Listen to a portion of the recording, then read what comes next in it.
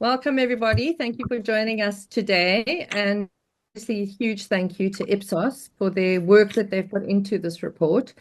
The point of the report and the point of the webinar is what Ipsos does. Ipsos is a global partner with Effie's, and their focus in here is on creative effectiveness. They've done a lot of research globally into this area over the years, and what they do for us every year is they look at the award-winning cases from the previous year, and they try and extract some trends from them, and they try and have a look at what made the winning cases stand out. So the reason we want to do this session now is that you're all going to start writing cases, and these insights are super, super useful. So the last 3 years, I've learned a few things that will help you craft a compelling case study to give your ideas at work the best chance at winning the medal it deserves. The power of an idea or creative execution can often see it easily win across multiple categories in other award shows. The Effies are a little different as it's focused on effectivity, so choosing the right category for your project is absolutely essential. Be sure you understand the categories and craft compelling case studies according to each category. Your Effie Award case study entry will be built around 4 sections, and the strongest ones we've seen has a clear golden thread that connects all of them, from your objectives to your insights and idea, creative execution, and ultimately your results. And while each 4 sections will be built and scored individually, it is absolutely vital that it has one story or golden thread that pulls through and connects the one to the other. When writing your case study, use language that's clear and simple to get your message across. The best ones we've seen often use an encyclopedic type language. Think Wikipedia. Leave the hyperbole for the agency press release. You're investing time and money to tell the world about your ideas at work. So put in the care and craft to create a compelling case study. This is not one to ship off to the juniors to have them rehash the strategy deck or the client presentation. Put in the hard work to best show off your campaigns that worked hard.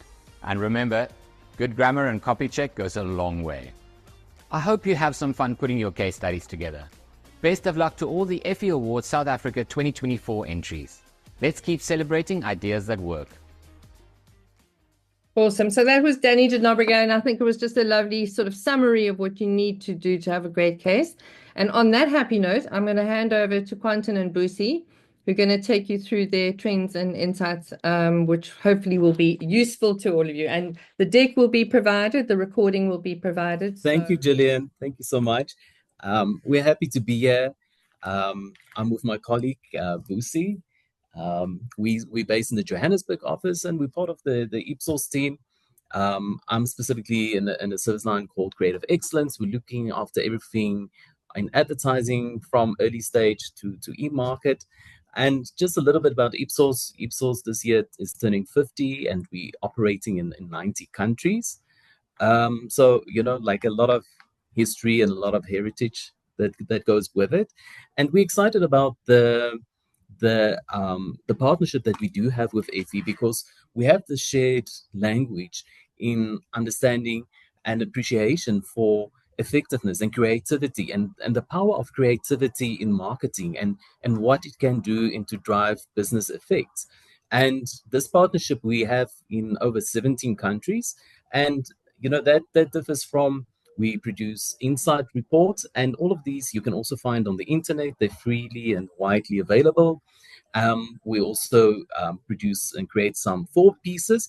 And similarly, as now that we are sharing the 2024 trends report, we also created the trends report for 2023. And these are also available on the website, on our websites. And it really started with our shared understanding and appreciation for creativity. And what we have seen is that creativity that conforms to conventions, they really struggle to break through. Often we hear people speak about the sea of sameness and things getting lost.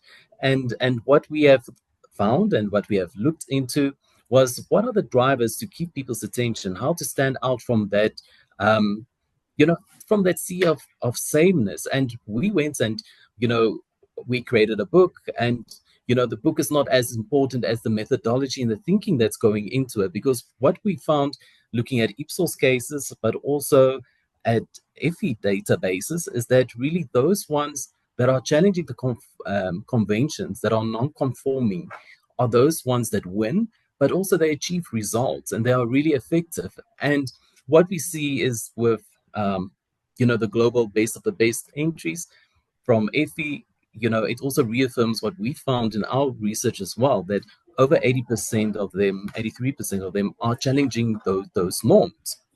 So, when we looked and to see what is the meaning of it all and how it all comes together, like I mentioned, the Misfits, it's not a book per se. Yes, there is a book, and I'll mention something exciting about that just in a minute. But it's really it's a framework it's a guidance and a roadmap for people and agencies and brands to use on their creative journey. And when we looked at all the data, the key things that we saw was that we could bring together these nuggets and these trends, and we saw what was in creative and what made creative campaigns stand out and be effective is really around three key things, which are creative experiences, was empathy and fitting in, but also creative ideas. So it was really about telling people something that's unique and surprising, and then also giving them a creative idea. Creative ideas in the purple side, it's telling them something new, it's exciting. And then in the middle, the magic that really brings it all together is empathy. So it was really about telling people something that's relevant. And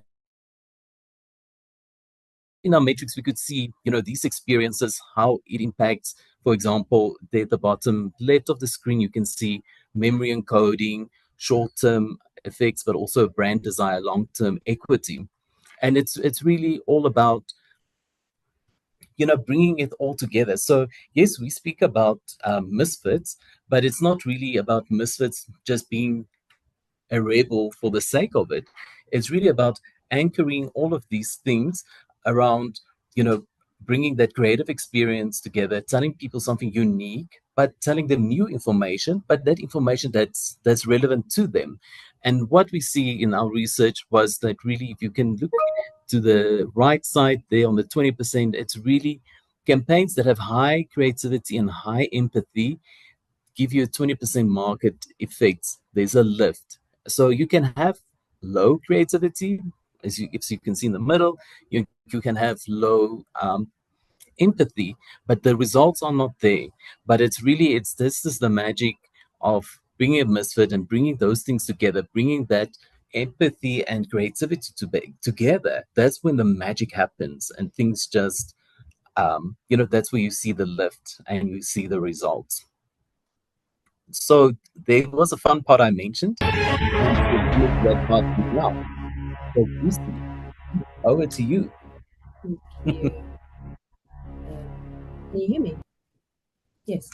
Okay, perfect. All right, so hi everyone, my name is Busi. I am on the client side of Ipsos, and I'm so pleased to be here. I really am passionate about creativity, coming from an advertising background. But we thought what we'd do today is show you a couple of ads, and fastest finger first in terms of you deciding whether this is a miss or whether this is a misfit, bearing in mind that a misfit is what Quentin has told you, that it's coming through with empathy, it is coming through with contextual messages, and it really is playing outside of the box. I'm going to play the videos for you. You can put your answers in the chat and we will tally it up a little later.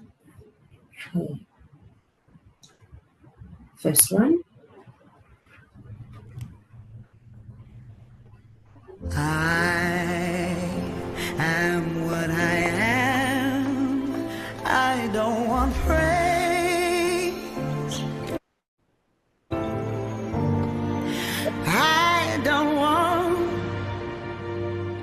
pity. I bang my own drum. Some think it's noise. I think it's pretty, and so what if I love each sparkle and each bangle? Why not see things from a different angle. Your life is a sham till you can shout out, I am what I am. Lovely. Next one.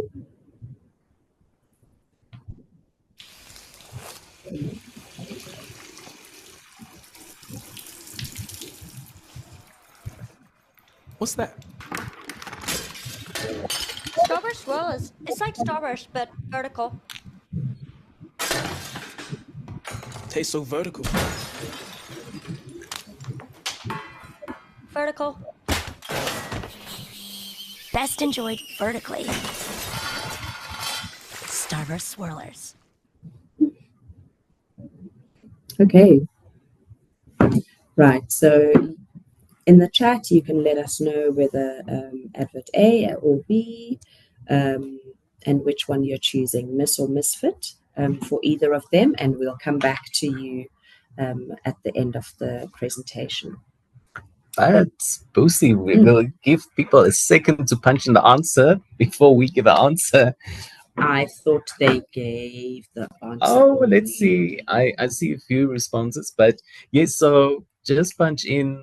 You have the option A if you think it's both were miss, you choose number A, or if you think one was a misfit and the other one was a miss, you just punch in B there in the chat. And as I mentioned earlier, the surprise element is there's the prize is the Misfits book. But really, which is very rare.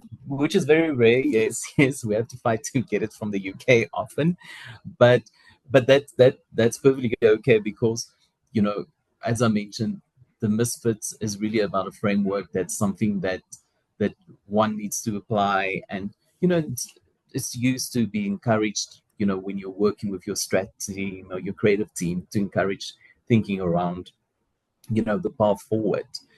But I see we do have a few answers, so we'll reveal the answers. Yes. Cool.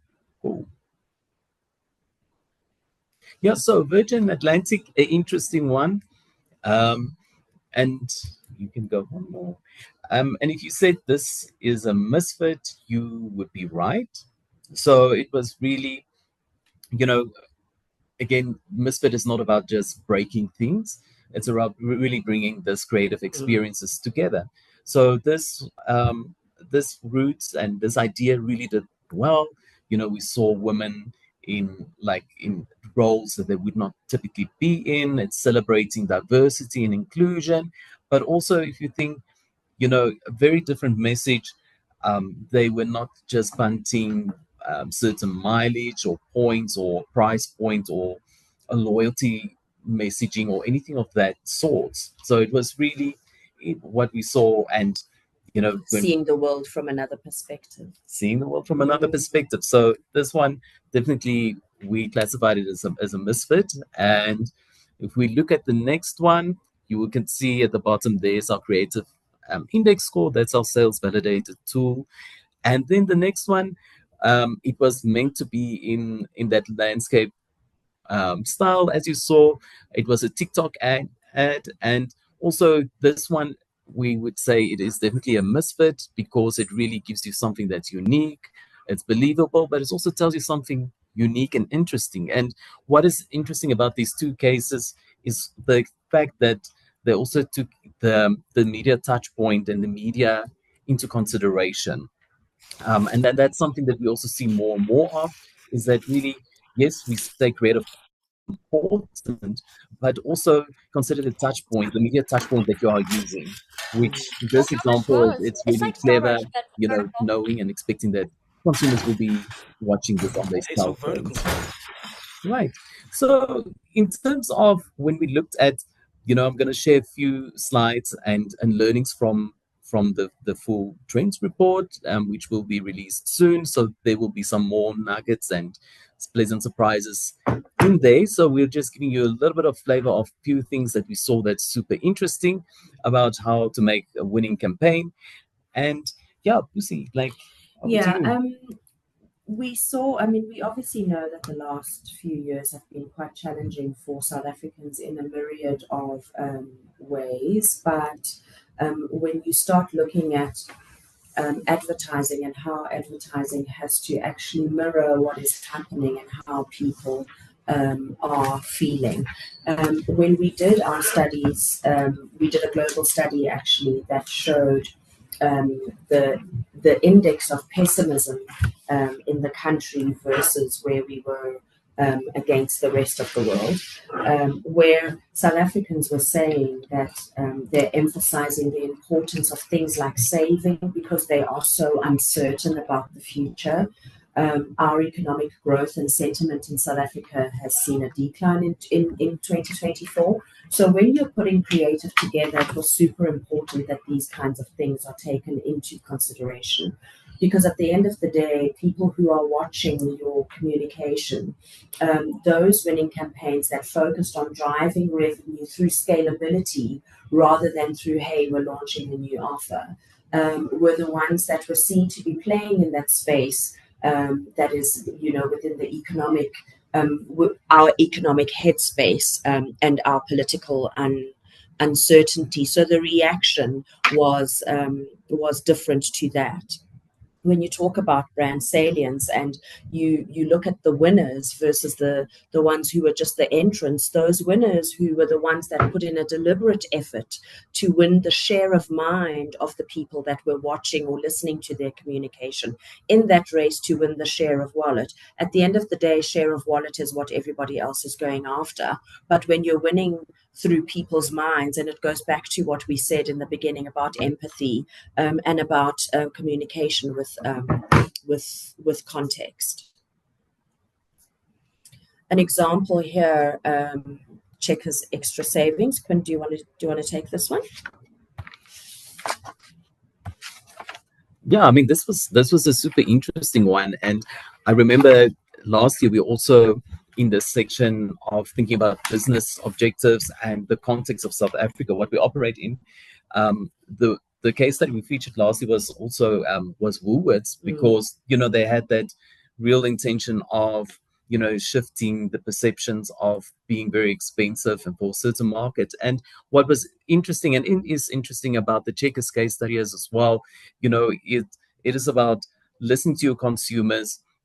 Although they can be higher or middle income, they are still, these times, as Lucy was mentioning, is stretched and challenging for most consumers. So how do you still show value and reward them? So as the first delivery subscription service, how do you keep your customers loyal? And the program around extra savings plus to help pay for the subscription, pay for themselves, really was showed a lot of empathy, but also cleverly positioned the brand in a position to be close to the consumer and address their needs. That 18.9 million views across the platforms, I think that's incredible for a brand like that. Okay. And then when we think about nurturing creatives and how brands are going about it and the approaches they're taking, we see, and we know research and primary research is really still key to success. And what we see from this year versus the previous year, there's a little bit more primary research that's being taking place. And what is interesting about the kind of research, I will touch on that now, but from an Ipsos point, what we know from our database and what we have seen is that campaigns that have started and evaluating and doing some research at an early stage is over 48% more effective than those who didn't test at the early stage. So early testing really helps, create a distinctive and more relatable campaign. So there's a lot of benefit of doing research in the earlier stages. And what we see in this year for the winners, there's still a lot of focus and attention being paid to brand health tracking and that data set. But we saw that there was also a bit of a decline in looking at brand health tracking data only. So what we saw, what was interesting here on the left-hand side, is this a focus on strategic segmentation and market structure and UNA structured research. which is really interesting to see. You know, in other markets, what we see, for example, the UK and the US, a lot of researchers at like a very early stage that focus around focus groups. You know, going to the consumers at that very early stage to taste the ideas and see how they resonate. So on the left and right hand side, you could see the different entry level winners. So you could see also your bronze, your silver winners.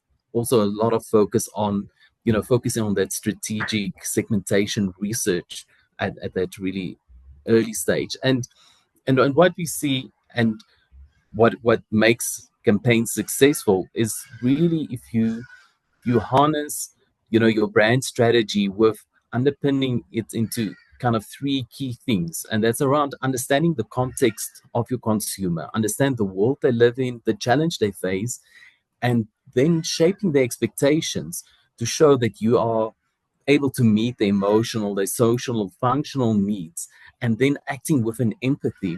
That's really the key thing here. We spoke about empathy quite a few times already, but it's really at the heart of brand success.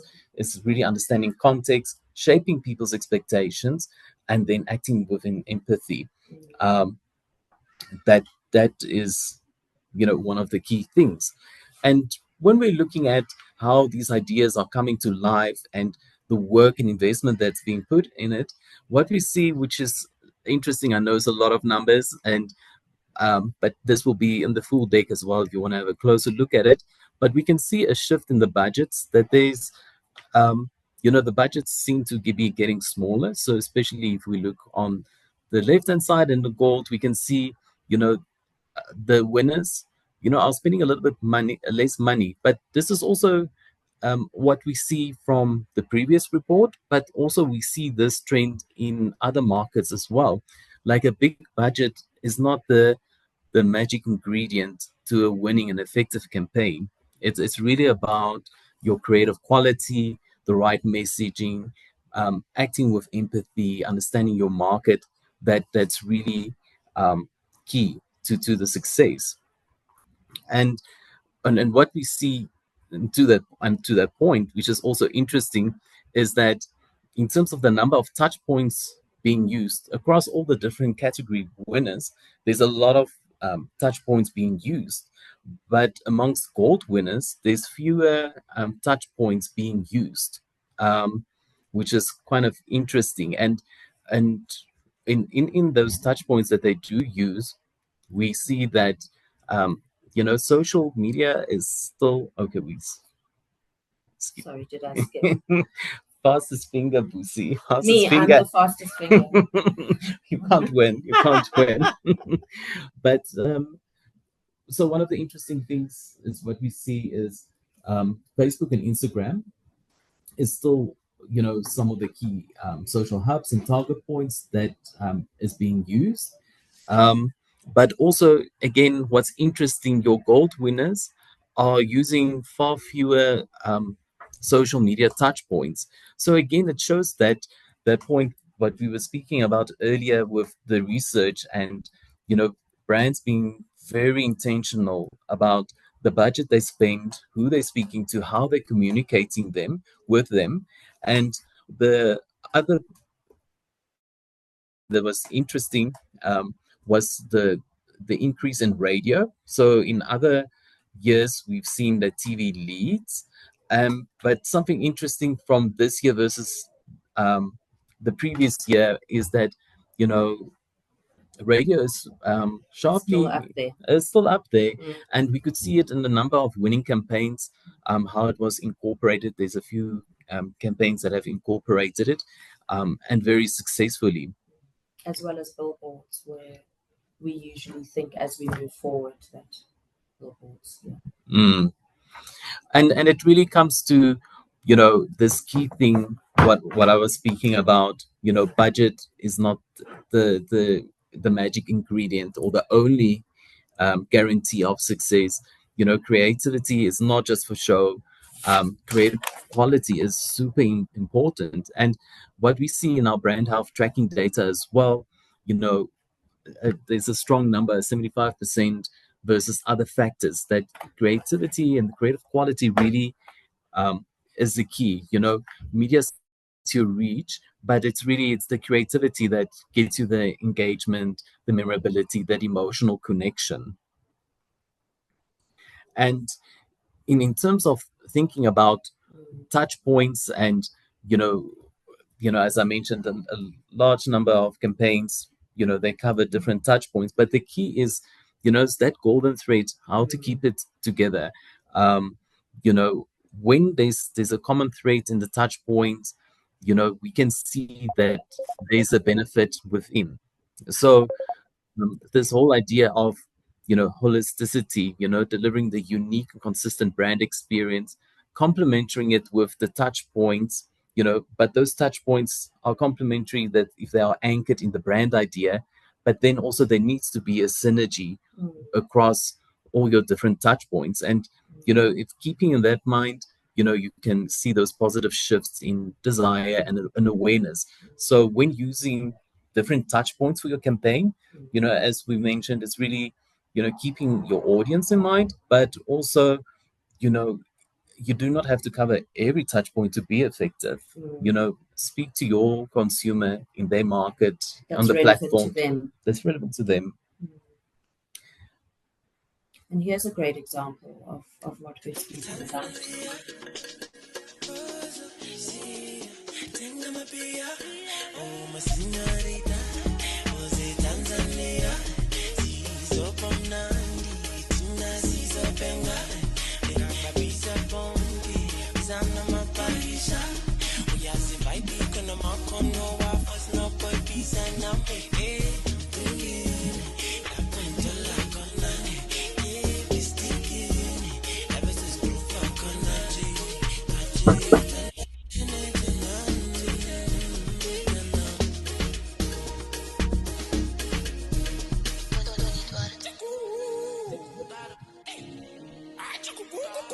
The wait is over.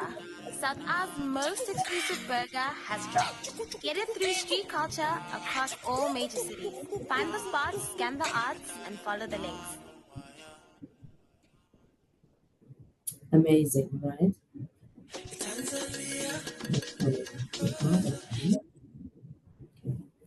So I think the big thing here is how they touched whomever it was that they were looking for. They knew exactly who they were looking for, and they touched them where they were.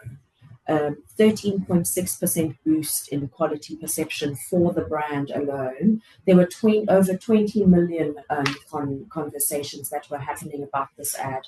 It won both in influencer marketing and in social media, because at the end of the day, it wasn't only just a piece of creative, it was also an interactive piece of creative. And my daughter keeps saying we're the ADD generation. Where we always want to do something, like you always want to press something or click on something or a QR code on something. And that's what this Uncle Waffles creative gave the actual target audience that they were looking to speak to. So that whole thing about tapping into the pop culture phenomenon and really speaking to them at their core was really phenomenal. And then if you think about creativity that conforms to category conventions, so that that's suffering from cognitive immunity, when you look at the distinctive look and feel to other brands versus non-conformists, right? And again, this goes back to what Quentin was saying about whether it is about the big budget or whether it is about breaking the category and convention norms and coming back to something that is going to actually be so outstanding that we are thinking more about that rather than how much you've actually spent on the creative.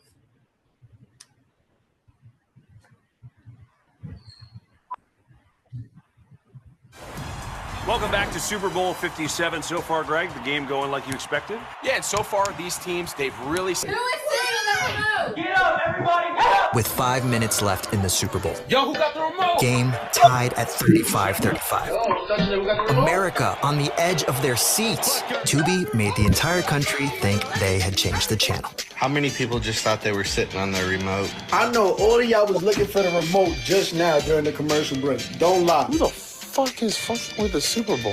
See, Tubi didn't have the same name recognition as other streaming platforms advertising during the Super Bowl. We needed to get everyone talking about us. The app they didn't even know they had on their TVs. Oh, hey! Why would they even do a commercial like this? Hey, get off the remote!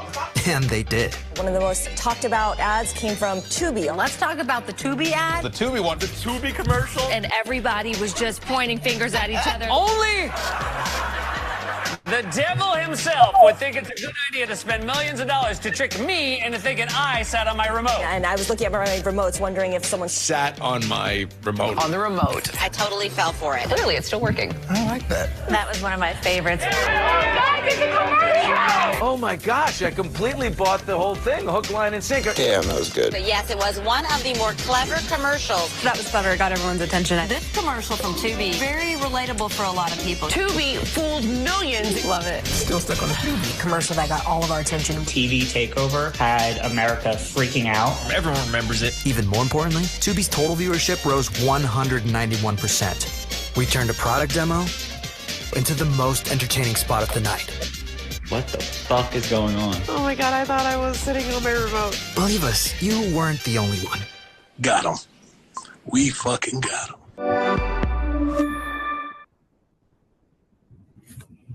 Amazing. And that was the Grand Effie winner from the US last year. So, you know, Boosie also was a misfit and she caught you off guard. But I mean, and you know, if you think about streaming services and how they offer, or basically any kind of subscription-based model, you know, how do you capture attention? How do you tell them something new that's interesting, that's engaging, and entertaining? And this is such a great example, and one can see why they won the Grand Effie in the US. You know, they ran a number of campaigns also during Super Bowl. So there was a 30-second and a 20-second that builds up around, you know, this unique and unexpected cases.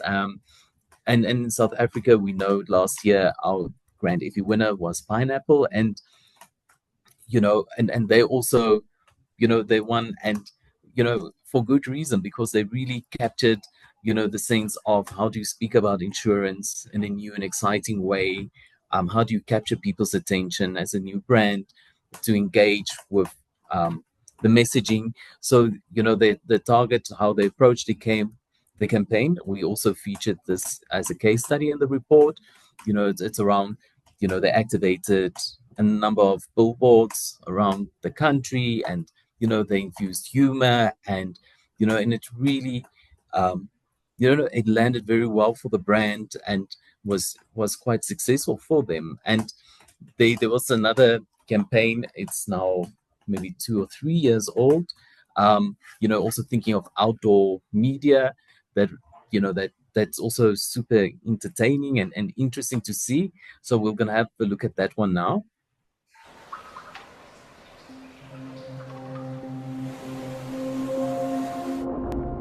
When I was growing up, I never saw women that looked like me wearing the hijab, and I feel like that hindered my ability to kind of dream.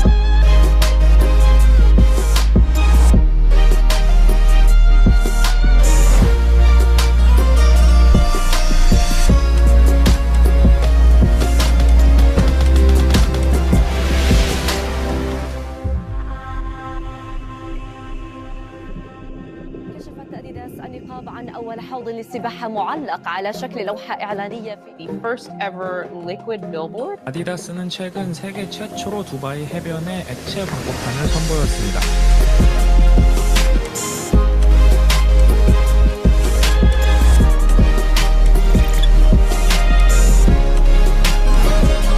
Swimming is for everyone, like a billboard type setup, and Adidas there.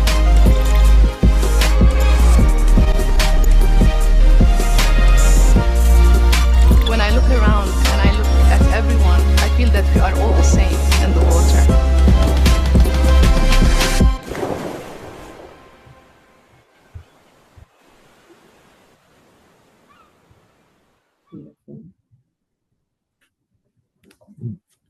Yeah, so I mean that's also like really a great campaign, thinking about, you know, how to use outdoor in a new and an unexpected manner. And you know, it really shows what we have seen with other campaigns as well. You know, it's really challenging those conformity, challenging the norms, right? And delivering a new experience. And what we've seen in this year, that for Effie South Africa, but also in other markets as well, where we have partnered with Effie, is that, you know, Effie winners are really likely to go beyond just selling a product. You know, it's either they have a very clear problem solution focus, or there's even a social aspect to it, you know, tackling real world problems. So if we can see, you know, the gold winners, they really were intentional about solving problems, but also at 53%, you know, we can see, you know, social responsibility was quite high. Because at the end of the day, it's about purpose-driven marketing and acting in the best way to highlight that, so that it's not just words and it's not just greenwashing, and consumers are paying attention, and we need to know that. In our global trends, we also learned that there is this trend towards conscious consumerism, which is particularly pronounced in Africa, actually, which outpaces the global average, which was quite interesting for us to see. But even here, where we see that consumers are saying doing good is also good for your business. So 68% of consumers believe that most successful brands will be those that make the most positive contribution towards society. So it's not just coming up with a solution, but it's also coming up with something that is going to talk to my values and be socially responsible for me. Because at the end of the day, as consumers, we do take that ESG and social responsibility and put it on the shoulders of brands. And at the end of the day, we're saying that creativity and empathy are the ones that are going to give you that winning impact. And we saw with whether it was bronze, silver, or gold, those ones that really leaned into empathy and were showing those empathetic experiences were those that set the Effie winners apart. We can't, I think, specify this anymore, is that when you speak to the values and you speak to understanding what your consumer is wanting, that is what is going to set you apart and give you that award-winning impact. This is a beautiful one of my favorites.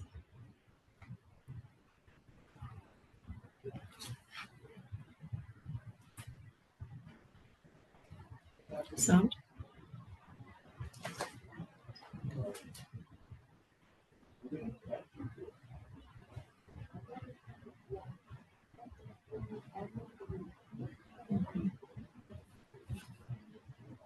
And so we created Brutal Fruit, Shibi. Oh, the atmosphere is beautiful. They've completely transformed the space. Brutal Fruit's positioning is You Belong. We wanted to demonstrate that by reclaiming a dangerous place for women. Venues will be graded according to their levels of safety for women.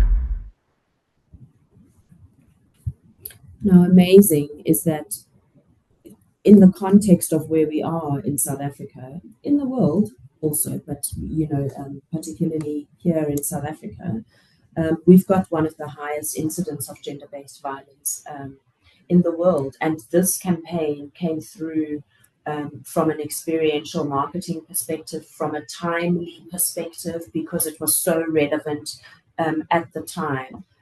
Also, that the social good and the fact that it was recognizing what it was that was missing and what women were actually looking for. And since its inception, 750 shebeens have been shebeen rated, which is amazing. Improving the safety of over 22,500 women. Just incredible stuff that you can do just from your campaign. The ROI for brutal fruit has been insane, but also just in terms of the increasing those unique visitors and the conversation up by 169% has been game changing for this brand.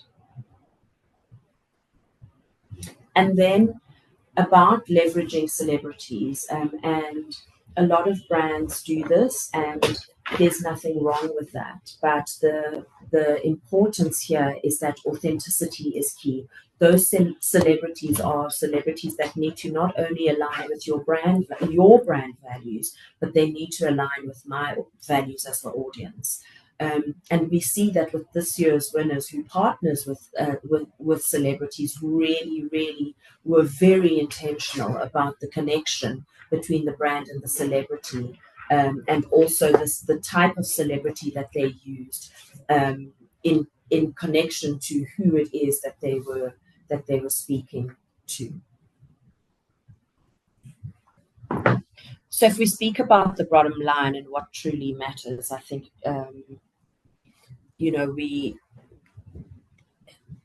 when you think about your communication and you think about your entries and you think about the work that you're going to do, it really is about winning hearts. It's about winning minds.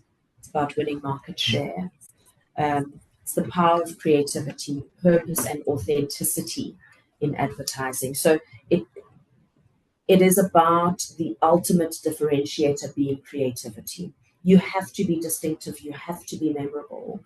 It really is as simple as that. That is more effective than simply increasing your media spend, which is what Quentin said. You have to be remembered.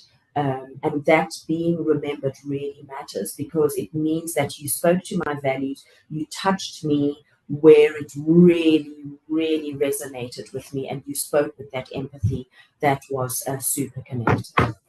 Yeah, and I think, as today you would have heard a few times, the empathy, we're bringing it up, but it's really, you've seen the data from the few slides ago, from the best of the best, but also from the winning cases and the different award levels that won awards, for example, in the US and the UK. It's really those ones who leveraged empathy, but also social responsibility, that was winning awards. So it's really, leveraging the empathy can help you drive stronger brand loyalty and influence consumer choice. Exactly. And also when your brand purpose fuels your growth, right? Because businesses that align with social good, and like we said, when we saw with that data also from our global trends, is that people are saying when your brand does good, it's also good for your organization. We solve real problems, and you can grow faster and earn greater consumer trust. So make your communication purpose-driven. Make your brand purpose-driven, because that is what is going to make it stand out and thrive. And as Busi was mentioning just now on that last slide, we often speak about the vampire effect with celebrities. So I mean, they can either detract or add to your brand, and being strategic with them, and the fit with purpose for your brand and your campaign, it's crucial. And we can see, like Uncle Waffles that was used with KFC. There was also Trevor Noah that was also used in the breakfast campaign. So it was really that natural fit, and it made sense for the brand. So it's really, celebrities, the data does show it, can get you brand attention, but there's a little bit more job to be done. They need to be persuasive. They need to be integrated into your campaign. And at the end of the day, there needs to be a result, right? They need to help drive change and push consumers to a certain point. So yes, so like I mentioned, there's a few nuggets that we shared from the report. There was interesting learnings, but there will be a few more in the full report that I'm sure you will be excited to see. And yeah, and on that note, I think Gillian, maybe there's when Thanks you're so done, we much, can open up to questions. Quentin Yeah. and Boosie. I mean, I think that just this slide that you've got up here, it's kind of like it re-emphasizes what we know. And the fact that it's coming out of Effie award-winning cases is just kind of a really great endorsement on the kind of validity of the process of the Effie Awards. So I really thank you for that. That's really insightful. And just to everybody, I've seen the full report. It's this with a lot more detail. So so we'll share that with you after this session. There are a few people that want to ask questions. So I don't know if you want to put your hands up. I know Kachi has put a question in the comments, which is, do you have examples of the brands that have doubled their growth due to purpose-driven consumer strategy? Okay, there is one that we made a case study of that, obviously I can share, and we actually featured it as also on our website, Misfits, and that's for Rimmel, for Coty, when they started the new campaign around, skin tones and the makeup line. That campaign started around 2 years ago, I think it was, and it started in the UK. So they really achieved some great results. And also we featured them as a in our we have a section on our site for Misfits Hall of Fame, and we've included them there because they really challenged typical beauty standards and advertising, but in a unique way, and also addressing social responsibility. So that is a really nice one to look at. That is not confidential, so we can share that. Good. I've put the link in the chat, so thanks for that. All right. Any Well, other thank you, questions? Quentin. Kachi, do you want to build on that, or are you good? No. I'll reach out directly after you send, because I do have a lot more questions, but I almost need to read through it myself and then reach out. Yeah, you'll find it super Great. interesting. Great. Anybody else with questions?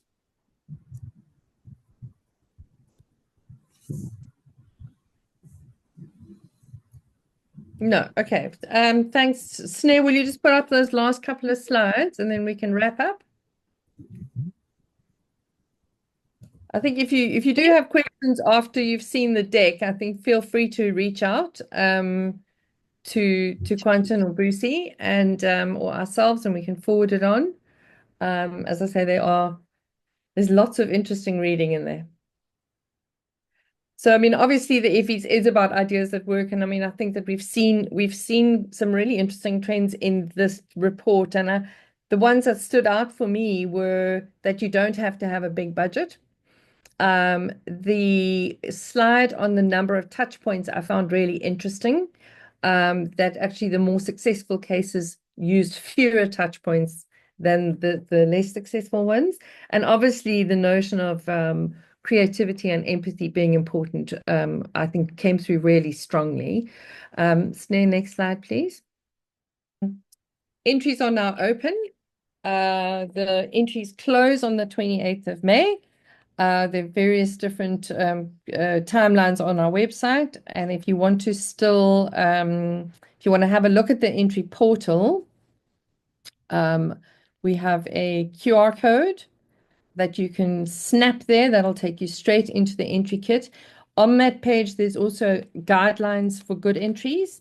So when you get onto this page, you'll see that there is the entry portal, there's the entry kit, and then there are guidelines. So it's very helpful. Next slide, please.